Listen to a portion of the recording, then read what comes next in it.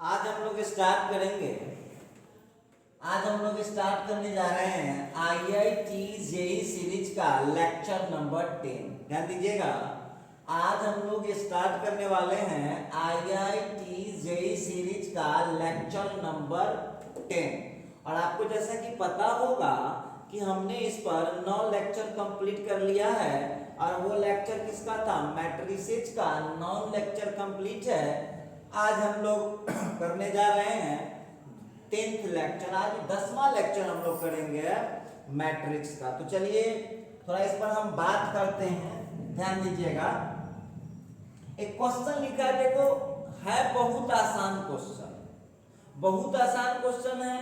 बस आप लोगों को यही टेंशन हो जाता है कि हम इसको कैसे क्या कर पाएंगे।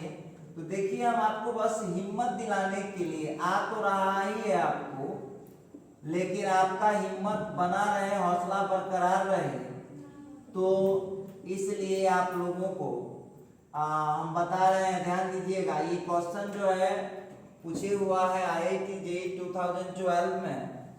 क्या है क्वेश्चन का, बात जरा गौर कीजिएगा। P 3/3 ऑर्डर का मैट्रिक्स है, सच दैट इस प्रकार की transpose of P is equal to 2 into P plus I. जहां पर वो नहीं भी लिखता फिर भी आप जानते हैं P to the power T क्या होता है, ट्रांसपोज होता है, और I क्या होता है, आइडेंटिटी मैट्रिक्स। अच्छा, देन देयर एग्जिस्ट, तो बोलता है और वहां निकलता है एक column matrix X such that, तो इसमें से कौन सा सही है वो तो वक्त बताएगा। हम क्या बोले वो तो वक्त ही बता पाएगा सही कौन है और गलत कौन है। हम क्या बोले वक्त बताएगा। आई हम लोगों को यहाँ पर क्या दिए हुआ, आप लोग ऑब्जेक्टिव बना रहे, ऑब्जेक्टिव की तरफ बनाइए। ट्रांसपोज ऑफ P का जो वैल्यू है वो है 2 इंटू P प्लस आई। ठीक है, अब आप लोगों को पता करना है P इंटू एक्स। अब देखिए, ध्यान से देखिए क्वेश्चन में इस चारों ऑप्शन को, option A B C D को आप गौर से देखिए, तो P के साथ x को मल्टीप्लाई किया है, न कि P के ट्रांसपोज को। तो आप लोगों को यहाँ पर क्या करना होगा, P प्राप्त करना होगा। तो P लाने के लिए एक बात बताओ, तब P का ट्रांसपोज दिया हुआ है, अब फिर जब ट्रांसपोजों का ट्रांसपोज कर देंगे, जब ट्रांसपोजों का ट्रांसपोज कर देंगे, तो हमको पता है ना किसी मैट्रिक्स का डबल ट्रांसपोज होता है तो सीधा मैट्रिक्स हो जाता है। तो ये हो जाएगा P क्यों निकाले, क्योंकि P के साथ x को x कर दिया हुआ है, हमको खाली P का जरूरत है। उधर क्या हो जाएगा, 2P का पावर 2P का ट्रांसपोज प्लस I का ट्रांसपोज। अच्छा ठीक है, एक स्टेप और बढ़ा लीजिए, P इज इक्वल टू 2, तो डिजिट है, कोई असर नहीं पड़ेगा, और ये हो जाएगा आप लोगों को P का ट्रांसपोज, और I आइडेंटिटी मैट्रिक्स होता है। तो आइडेंटिटी मैट्रिक्स में आप जानते हैं, खूब बढ़िया से आप जानते हैं कि आइडेंटिटी मैट्रिक्स में न एडजॉइंट से असर पड़ता है, न ट्रांसपोज से असर पड़ता है, और ना ही आपको खूब बढ़िया से पता है कि उस पर आइडेंटिटी पर किसी चीज का असर नहीं पड़ता है। यहाँ कौन कौन सूत्र लगा है, तो आप लोग पढ़ के आए होंगे, किसी मैट्रिक्स का 2 बार ट्रांसपोज करने से फिर वो मैट्रिक्स ही मिलता है, पहली बात। और दूसरी बात कि I का कुछ भी करने से हमको I ही मिलेगा। चलिए, ये कॉन्सेप्ट की बातें थी। I अब आपको कुछ नहीं करना है, अब इसका कैलकुलेशन करने के लिए देखिए, दोनों में I सेम आ गया, दिमाग लगाइए। I कैसे खत्म होगा, I खत्म करने के लिए हम सीधा उसको माइनस कर देते हैं। तो माइनस जब करेंगे तो देखिएगा इक्वेशन 1 माइनस 2 वी गेट 1 में से 2 को हम घटा लेते हैं। तो 1 जो आप देख रहे हैं, transpose of P is equal to 2P plus I, और 2 जो है P is equal to 2 into trans. अब इस दोनों को हम घटा रहे हैं, लीजिए, तो ये I से I कैंसिल कर गया। अब जो आप लोगों को आ रहा है transpose of P minus P, उधर का हो गया 2P minus 2 into transpose of P, आई से आई कैंसिल हो गया। अब देखिए यहाँ पर transpose of P minus P, और वहां का जो है करना कुछ नहीं है, वो जो -2p है इधर खींच लीजिए +2pt में, ये ले लीजिए, और उधर कुछ नहीं बचा तो 0 लिख सकते हैं। चलिए थोड़ा सा और दिमाग लगाइए आप लोग। Transpose of P minus P, और यहाँ पर 2 कॉमन कर लीजिएगा तो कितना हो जाएगा आप लोगों को, आप डायरेक्ट भी कैलकुलेशन कर सकते थे। देखिए आप उतना टेंशन करा लीजिएगा, चलिए छोड़िए उतना नहीं दिमाग लगाइए, देखिए कितना जल्दी कर लेंगे। जात भाई को एक तरफ कर लीजिए, जात भाई को, तब P का ट्रांसपोज माइनस है तो ये प्लस हो जाएगा, और इधर का 2p -2p है तो +2p। क्लियर है? अब ये हो गया 3 × p का ट्रांसपोज, और इधर का हो गया 3p, 3 से 3 कट गया। तो अब क्लियर हो चुका है कि ट्रांसपोज ऑफ p का जो वैल्यू है वो जस्ट p के बराबर है। अब डाल दीजिए, देख लीजिए कहाँ है, यहाँ भी डाल करके वैल्यू निकाल सकते हैं, यहाँ भी निकाल सकते हैं, लेकिन क्वेश्चन तो हमको 1 ही दिया था, तो आप वैल्यू डाल दीजिए। अब देखिए फ्रॉम 1, देखिए हम टीचर हैं तब ना हमको इतना समझाना पड़ रहा है स्टूडेंट को। आप स्टूडेंट आपको सिंगल बनाना होगा तो बहुत इजीली आप कर पाएंगे। देखिएगा ये जो था ना, ये 1 था और ये 2 था, दोनों को मैंने घटाया हुआ है। इसके बाद फ्रॉम 1 से हम चर्चा करते हैं, तो क्या है, transpose of P is equal to 2p plus i। कुछ मत कीजिएगा, ट्रांसपोज ऑफ P के जगह क्या रख सकते हैं, P रख सकते हैं, और इधर का हो गया 2p प्लस i। किसका यूज हुआ है, तो 3 का यूज हुआ है। अब इसके बाद करिएगा क्या, अब आप P माइनस कर दीजिएगा 2p, P माइनस 2p कर दीजिएगा, तो उधर का क्या हो गया, i हो गया। अब जो है minus P is equal to i, या आप यहाँ क्या कर पाइएगा, अब देख लीजिएगा यहाँ पर आप यहाँ पर कर पाइएगा P is equal to minus i। अब देखिए ये जो मैं बात कर रहा था, अच्छा तो देखिएगा P का वैल्यू कितना आ गया, -i।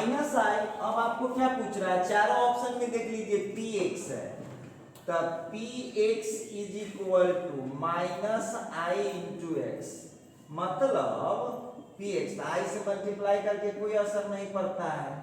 यही रहा आपका आंसर। अब ऑप्शन देखते लीजिए कौन है आपका, तो आपका ऑप्शन हो गया डी। देखिए बहुत आसान सवाल है, आप परेशान होते हैं, देखिए बहुत इजी क्वेश्चन था और आप इसको बड़े आसानी से बना सकते हैं।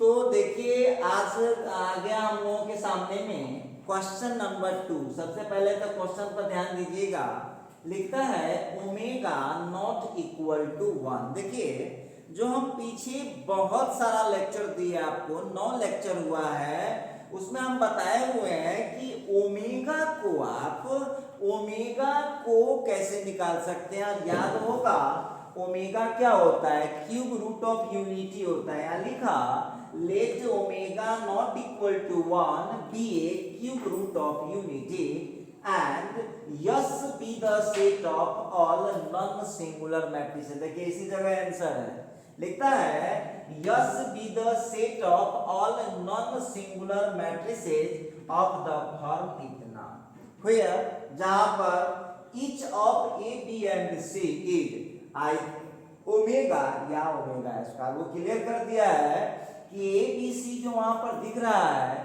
वो या तो ओमेगा होगा या तो ओमेगा स्क्वायर होगा। तो पूछ रहा है then the number of distinct matrices. तो डिस्टिंक्ट मैट्रिसेस का क्या मतलब, अलग अलग matrices in the set S. Set S में अलग अलग मैट्रिसेस की जो संख्या होगी वो कितना होगा। देखिए तो बहुत विद्यार्थी डरा गया। देखो इसमें 2 बातें ही समझने लायक है, देख लीजिएगा। एक तो नॉन सिंगुलर मैट्रिक्स है, दूसरा देख लीजिएगा यहाँ पर लिखता है कि नंबर ऑफ डिस्टिंक्ट मैट्रिसेस, आपको बोला कि अलग अलग मैट्रिसेज की संख्या कितनी होगी, अलग अलग मैट्रिसेज की संख्या कितनी होगी ये आपको बताना। तो देखिए जरा गौर कीजिएगा, अलग अलग मैट्रिसेज की संख्या कितनी होगी, इस पर हम लोगों को सोच विचार करना होगा। अलग अलग मैट्रिसेज की संख्या, तो कॉमन सेंस लगाइएगा, ए बी सी का जितना वैल्यू निकल सकता है उतने मैट्रिक्स बनेगा। तो आप लोगों को नॉन सिंगुलर मैट्रिक्स जब लिखा है, नॉन सिंगुलर मैट्रिक्स जब लिखा है आपको, तो यहां पर क्लियर है, तो अब वहां पर आपको एबीसी का जो वैल्यू होगा उतने मैट्रिक्स का पॉसिबल है। तो अब जो मैट्रिक्स आप लोगों को दे रखा है वो नॉन सिंगुलर है।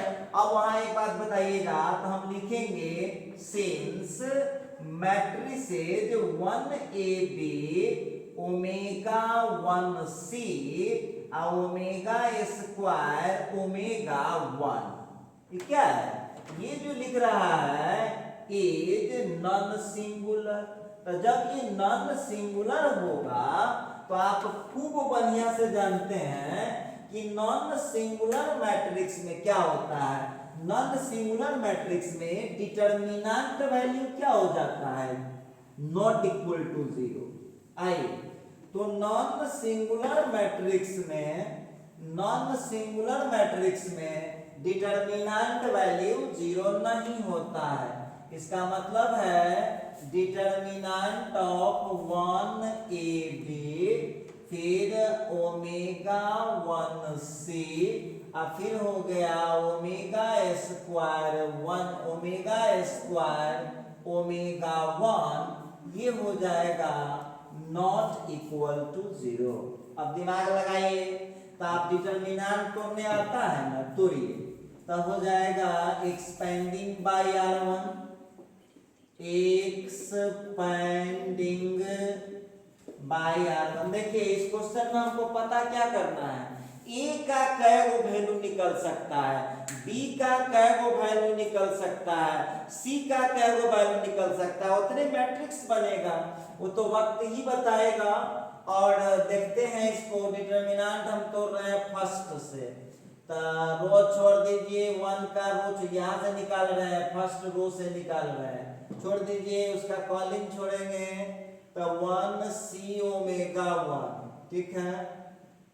फिर ए के लिए देख रहा हूँ, रो छोड़ेंगे, कॉलिंग छोड़ेंगे, ओमेगा सी ओमेगा स्क्वायर 1, ठीक है। और इसके बाद फिर बी के लिए छोड़ देंगे रो कॉलिंग, तो हो जाएगा ओमेगा 1 ओमेगा स्क्वायर ओमेगा, ये होना चाहिए नॉट इक्वल टू 0, ठीक है। आप जानते हैं साइन ऊपर से लगता है, प्लस से स्टार्ट होगा, प्लस के बाद माइनस, माइनस के बाद प्लस। देखिए, और आप लोग कॉम्पिटिटिव एग्जाम दीजिएगा, थोड़ा सा दिमाग भी लगाया कीजिए। और जिन जिन स्टूडेंट के पास मटेरियल नहीं है, वो हमारे मेरा जो ऐप है, इसकी सुमन मैथ क्लासेस ऐप जो है प्ले स्टोर पर, उस पर जाइए, आपको सब मिल जाएगा। और इस यूट्यूब पर भी बहुत सारा लेक्चर अवेलेबल है, आप इजीली उसका फायदा उठा सकते हैं। चलिए यहाँ पर हो गया, तो 1 माइनस सी ओमेगा, और फिर यहाँ पर माइनस ए, तो omega minus C omega square, और फिर बी के लिए omega square minus omega square not equal to 0। अब यहाँ पर देख लीजिएगा, तो 1 माइनस सी ओमेगा, अब यहाँ का मल्टीप्लाई कर दीजिए, मल्टीप्लाई कीजिए उसको, हो जाएगा minus A omega minus minus plus A C omega square plus B into 0 not equal to 0। तो 1 minus C omega minus A omega plus AC omega square is equal to 0। अब कुछ मत कीजिए, लीजिए कैलकुलेशन करना है नॉर्मल। इस दोनों को एक जगह कर लीजिए आप लोग, इस दोनों को एक जगह कर दीजिए, तो क्या मिल जाएगा जरा ध्यान दीजिएगा। तो 1 माइनस ए ओमेगा, इस दोनों में माइनस सी ओमेगा कॉमन कीजिएगा, तो ये भी हो जाएगा -1 माइनस ए ओमेगा। अब 1 माइनस ए ओमेगा कॉमन कीजिएगा तो हो जाएगा 1 minus C omega equal not equal to 0। अब जरा ध्यान दीजिएगा, तो अब आप लोगों के पास क्या आया, 1 minus A omega not equal to 0, और इसके बाद 1 minus C omega not equal to 0। अब यहां से आप मिला लीजिएगा, minus A omega not equal to -1, अब minus C omega not equal to -1, minus से माइनस को काट दीजिए, लीजिए। अब यहां से हम लोगों को आ गया है a naught equal to 1 by omega और c naught equal to 1 by omega. तब आप हमको बताइएगा, तो ए और सी का जो वैल्यू है, अब देखिए समझिए, अब यहां पर तो 1 बाय यहां लिख दिया, a naught equal to 1 by omega, work कीजिएगा, a naught equal to 1 by omega कितना होता है, ओमेगा स्क्वायर होता है। C naught equal to 1 by omega, इसका मतलब है न ए का मान ओमेगा स्क्वायर हो सकता है, न सी के मान ओमेगा स्क्वायर। तो हम लोगों को दो पॉसिबिलिटी बनता है, कैसे, ध्यान दीजिएगा यहाँ पर। अब ये जो आप देखते हैं 1 की पावर 1/3 का जो वैल्यू 3 गो होता है, तो ये तक क्वेश्चन क्लियर कर चुका है कि ये वैल्यू होगा ही नहीं।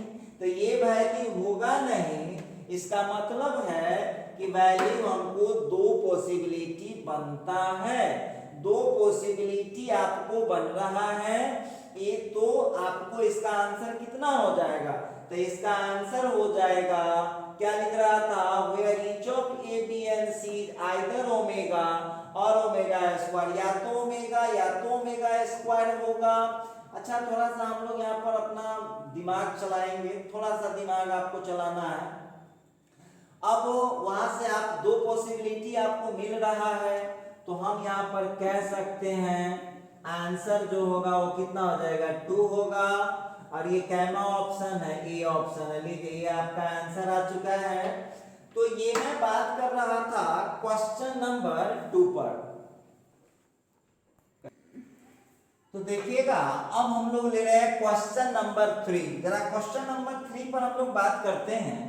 लिखा, लेट m and n be 2 3x3 non singular skew symmetric matrices. पहले इतना पर समझिएगा, m and n be 2 3x3 non singular skew symmetric matrices.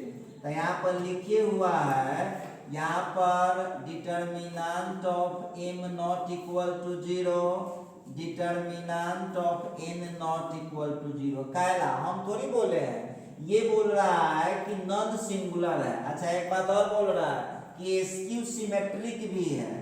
तो यहाँ पर हो जाएगा m का ट्रांसपोज करेंगे तो -m मिलेगा, और n भी स्क्यू सिमेट्रिक मैट्रिक्स है, तो n का ट्रांसपोज करेंगे तो आपको -n मिल जाएगा। क्लियर है? फिर उसी को समझाया कि ये p to the power t denotes the transpose of p। Simple दिया, वो नहीं भी कहेगा तो t लगा हुआ है। अच्छा, एक बात और आप लोगों को दे रखा है, mn का मान nm के बराबर। इसका मतलब है कि आप किसी को आगे पीछे कर सकते हैं। ये क्लियर है कि आप किसी को आगे पीछे कर सकते हैं। क्यों? क्योंकि ये कॉम्यूटेटिव लॉ को फॉलो करता है। देखिए कितना सिंपल हो जाएगा ये क्वेश्चन। इतना कर लिए, अब हमको किसका वैल्यू निकालना, देखिए इसका वैल्यू हमको निकाल के देना। ये हमारा क्वेश्चन है और ये हमको दे रखा है, स्क्यू सिमेट्रिक दे रखा है और नॉन सिंगुलर। देखिए ये इसकी मुख्य बातें हैं जिसको हम अंडरलाइन किए हैं। अब आप लोग इसको निकालिए ना। अब ध्यान दीजिएगा, हम लोगों को क्या करना है, एन स्क्वायर फिर transpose of M into N का होल इनवर्स और फिर है एम इंटू एन इनवर्स का होल ट्रांसपोज इक्वल टू क्या होगा। देखिए बहुत सिंपल है, कुछ मत कीजिए, आप उसका कॉन्सेप्ट सब लगाते जाइए। पहले तो एम स्क्वायर ठीक है, एन स्क्वायर ठीक है, पहले ट्रांसपोज का प्रॉपर्टी यहाँ पर लगा दीजिए। तो आप जानते हैं ना, इनवर्स है तो उलट जाएगा, तो ये हो जाएगा एन इनवर्स, हाँ, और फिर हो जाएगा ट्रांसपोज ऑफ एम का इनवर्स, ये भी कर लिए। अब इसको जरा तोड़िए, तो ये कितना हो जाएगा, तो ये हो जाएगा इनटू में एन इनवर्स का ट्रांसपोज और फिर इनटू हो जाएगा एम का ट्रांसपोज। देखिए कुछ आपको नया कमाल नहीं करना है, ध्यान दीजिएगा सभी लोग, नया कमाल कुछ नहीं करना है। कैसे आप बड़ी इजीली इसका आंसर ला सकते हैं, बड़े इजी तरीके से आप इस क्वेश्चन का आंसर दे पाइएगा। देखिए चूंकि वो क्वेश्चन क्लियर लिखा है, बस इसी का यूज कर लीजिए। ट्रांसपोज ऑफ एम के जगह पर माइनस एम डाल दीजिए, ट्रांसपोज ऑफ एन के जगह माइनस एन डाल दीजिए। एम एन बराबर एन एम का मतलब है कॉम्यूटेटिव लॉ को फॉलो करता है। इसका मतलब क्लियर है कि किसी को आगे और किसी को पीछे हम बड़े आसानी से कर सकते हैं। तो देखिए अब क्या निकल जाएगा, जरा गौर कीजिएगा इस क्वेश्चन पर। तो यहाँ पर हम लोगों को आया, टूट करके आगे बढ़ाइए इसको, आंसर इसी जगह मिल जाएगा हम लोगों को। तो आ गया हम लोगों का, देखिए यहाँ पर एम स्क्वायर ठीक है, एन स्क्वायर ठीक है, इसके बाद एन इनवर्स ठीक है, इसके बाद एम के ट्रांसपोज की जगह माइनस एम डाला गया। कहाँ से डाले माइनस एम, यहाँ इसकी सिमेट्रिक है ना, तो एम के ट्रांसपोज की जगह माइनस एम डाल दिए। थोड़ा सा आगे बढ़िए, फिर एन इनवर्स, जो देख रहे हैं आप, एन इनवर्स का जो ट्रांसपोज है उसको हम लिख सकते हैं कि एन के ट्रांसपोज का इनवर्स। देखिए हम आपको पिछले लेक्चर में ही पढ़ाए हैं कि एम इनवर्स का जो ट्रांसपोज होता है वो एम के ट्रांसपोज के इनवर्स के बराबर होता है। अच्छा, फिर यहाँ पर हम लोगों को एम का ट्रांसपोज के जगह कितना डाल दिया, माइनस एम। अब देखिए हम लोग यहाँ पर किसका किसका यूज किए हैं, तो यहाँ यूज हुआ है फ्रॉम थ्री का यूज हुआ है, और इसके बाद ए बी इनवर्स को हम लिख सकते हैं B inverse into A inverse, और एक और प्रॉपर्टी लगा है ट्रांसपोज ऑफ ए का इनवर्स इज इक्वल टू होता है ए इनवर्स का ट्रांसपोज। देखिए कि आप यूज किए हैं अपने मदद में। अब आप जरा मिला लीजिएगा, आंसर के बहुत नजदीक पहुंच गए हैं आप, एक स्टेप और बढ़ा लीजिए। तो एन स्क्वायर ठीक है, एन स्क्वायर ठीक है, एन का इनवर्स ठीक है, माइनस वन का पावर माइनस वन करेंगे तो माइनस वन हो जाएगा, फिर हो गया एन इनवर्स, फिर वहां पर एन के पावर टी के जगह पर हम माइनस एन डाल दिए, एन के जगह पर एन के पावर टी के जगह पर डाल दिए माइनस एन। ये हो गया हम लोगों का कितना, इनवर्स, और फिर जो आप देख रहे हैं यहाँ का आ गया माइनस एन। अब थोड़ा सा कैलकुलेशन यहाँ पर आप कर सकते हैं। यहाँ कैलकुलेशन कैसे कर सकते हैं, ध्यान दीजिएगा सभी लोग। अब यहाँ पर हम लोग एक स्टेप और बढ़ाते हैं, N square N inverse minus one M to the power minus one, फिर वही माइनस एन का जो लिखिएगा पावर माइनस वन, तो सीधा निगेटिव बच जाएगा, तो माइनस वन इंटू हो जाएगा एन इनवर्स। अब देखिए चूंकि कॉम्यूटेटिव लॉ को फॉलो कर रहा है तो सीधे गुना में पावर को जोड़ते चले जाइए। तो पहले प्लस माइनस डिसाइड कर लीजिए। देखिए माइनस अब माइनस प्लस, अब प्लस माइनस माइनस। अब m का पावर जोड़ लीजिए जरा कितना हो रहा है, तो m का पावर यहाँ पर हो रहा है, पावर जुटेगा नहीं इंटू में, तो यहाँ का 2 हो गया, यहाँ का -1 हो गया और फिर यहाँ का +1 पावर हो गया। चलिए m का तो हम कर लिए, उसी तरह से जरा n का पावर देखते हैं। यहाँ 2 पावर है, यहाँ -1 पावर है और फिर यहाँ का -1 पावर है। तो देख लीजिएगा आप लोग, ये माइनस ये +1 से -1 कट गया, m² n का पावर 2 - 2 तो 0 हो गया, खत्म हुआ। अब इसका आंसर आ गया आप लोगों को -m²। अब देख लीजिएगा आप लोगों को जो आंसर आ रहा है, जरा गौर कीजिएगा, आप लोगों का जो आंसर आ रहा है इसमें, ये आ रहा है -m²। इस क्वेश्चन का आंसर होगा। देखिए इस क्वेश्चन का जो आंसर आया, कुछ न किए हैं, क्योंकि ये कॉम्यूटेटिव लॉ। देखो एक बात और यहाँ पर सब लोग ध्यान दीजिएगा कि ये कॉम्यूटेटिव लॉ को फॉलो करता है, इसीलिए आप सीधे डायरेक्ट पावर को जोड़ लिए हैं या किसी को आगे पीछे कर सकते थे। जब मैट्रिक्स कॉम्यूटेटिव लॉ फॉलो नहीं करता तो आप ऐसा नहीं कर सकते थे। तो चलिए इस तरह से आप लोगों को यहाँ पर आंसर कौन मिल गया, इसका आंसर है सी। देखिए बहुत, ये तो बहुत आसान क्वेश्चन था। आइए अब जो है, तो देखिए ये जो क्वेश्चन नंबर 4 लिख रहा हूं, आप लोगों के लिए होमवर्क दिया हूं, ध्यान दीजिएगा। बहुत आसान क्वेश्चन है, हम तो इसमें कुछ बोलना नहीं चाह रहे थे, फिर भी थोड़ा समझा देते हैं। ए दिया हुआ है 6 × A−1। देखिए पहली बात, आपको A−1 निकालना होगा, A² निकालना होगा, A निकालना होगा और इसमें सब का जो जो वैल्यू होगा फिट कर दीजिएगा। तो C का वैल्यू भी निकल जाएगा और D का वैल्यू भी निकल जाएगा। तो आप लोगों को आसानी से आंसर पता चल जाएगा। तो चलिए इस क्वेश्चन को आप लोग खुद से बनाइएगा। हम जो है आज लेक्चर नंबर 10 को यहीं पर खत्म करते हैं। अब आप लोगों से बातचीत होगी और देखिए आप लोगों को याद होगा, IIT के लिए हमने एक प्रैक्टिस सेट डाला है, टेलीग्राम पर है, व्हाट्सएप पर है, फेसबुक पर है। उस प्रैक्टिस सेट में 25 क्वेश्चन था। उस 25 क्वेश्चन को आप लोग बनाए हैं, आपको 2 दिन का टाइम दिए थे, उसका बहुत जल्द ही सॉल्यूशन आ जाएगा। तो आप लोग उसको बना के रखिएगा, बैठिए नहीं, स्पेशल है IIT वाले के लिए। तो ठीक है, अब हम बात करते हैं अगले लेक्चर 11 में।